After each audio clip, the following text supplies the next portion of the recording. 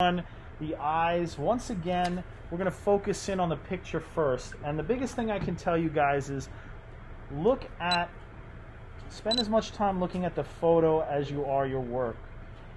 I like to draw a horizontal right at the lowest part of the nose.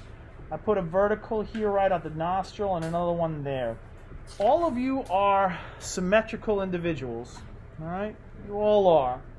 That doesn't mean the photograph itself is symmetrical, all right?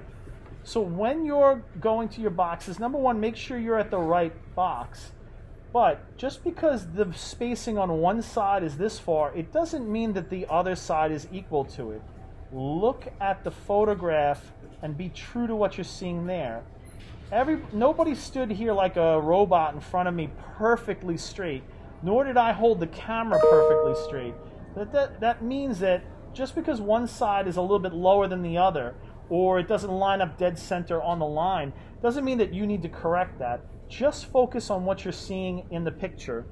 One of the things that people, especially about the nose and why everybody tries to draw it too small, is because when they put out these measurements, they look, oh wow, this looks way too big.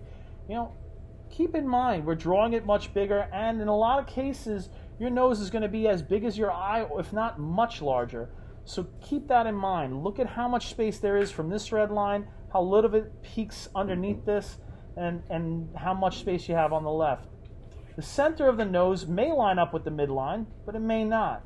In this case, I have a little tiny bit just sticking out over there, little tiny triangle. These are the things that help me kind of figure out where everything else is supposed to go. So finding that sort of middle here and how much of it is on that side of the line and how much is on this side of the line is usually things that I can use.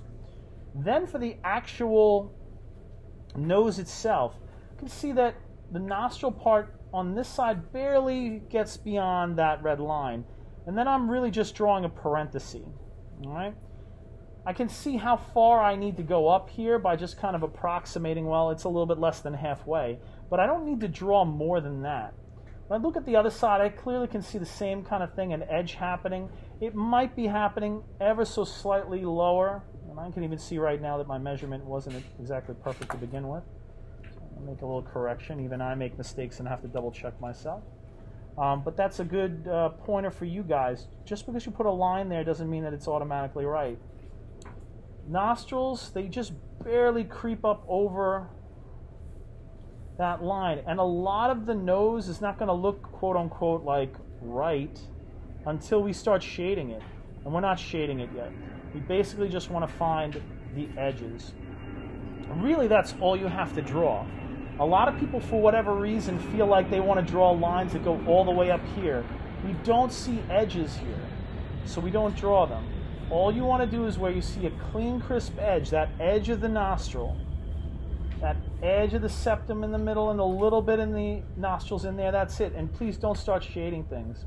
If you have a hard edge shadow, like she has a pretty decent shadow here on the cheek and underneath the nose, that kind of helps me define where the cheek's going to be. You can also get in and draw that as well. Don't shade it in, but put it in lightly. That could be something helpful later on when we work our way to the mouth. I think not most of you, about half of you are pretty much up to trying to draw the mouth. All right? Other half of you, just try to get finished with those eyes today. And that's really all you need to worry about for the nose.